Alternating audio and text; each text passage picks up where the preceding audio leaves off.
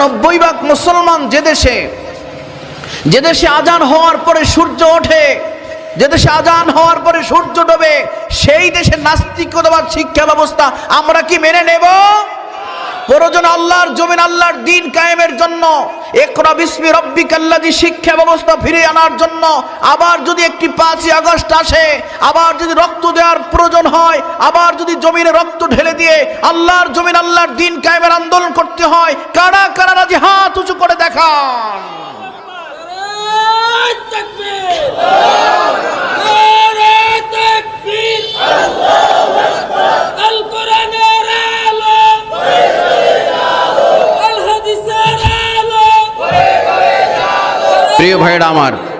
প্রিয় ভাইয়েরা আমার,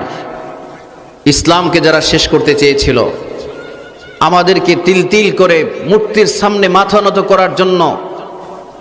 রাস্তার মোড়ে মোড়ে চেতনার নামে, মুক্তিযুদ্ধের নামে, ৭১-এর নামে, ৭২-এর সংবিধানের নামে রাস্তার মোড়ে মোড়ে মূর্তি বানিয়ে যারা আমাদেরকে মূর্তির সামনে মাথা নত করতে বাধ্য করেছিল, ২৪-এর গণ অভ্যুত্থানে এই স্বৈর শাসক, এই মূর্তি পূজারীরা, ভারতের ৫ গোলামেরা পালিয়ে যাওয়ার সাথে সাথে এদেশের তাওহীদি জনতা যারা যেখানে মূর্তি বানিয়েছে ২ ঘন্টার মধ্যে মূর্তিগুলোকে মাটির সাথে মিশিয়ে দিয়েছে। বুঝিয়ে এদেশের মানুষ আল্লাহ ছাড়া কারো কাছে মাথা নত করবে না, ঠিক কিনা বলুন?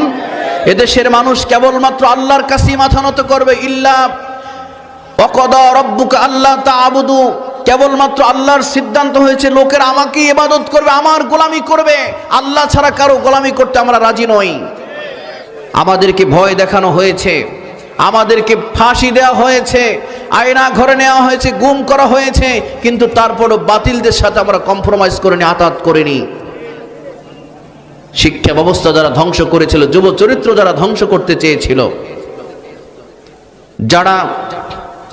ভারত থেকে সংস্কৃতি আমদানি করে আমার দেশকে যারা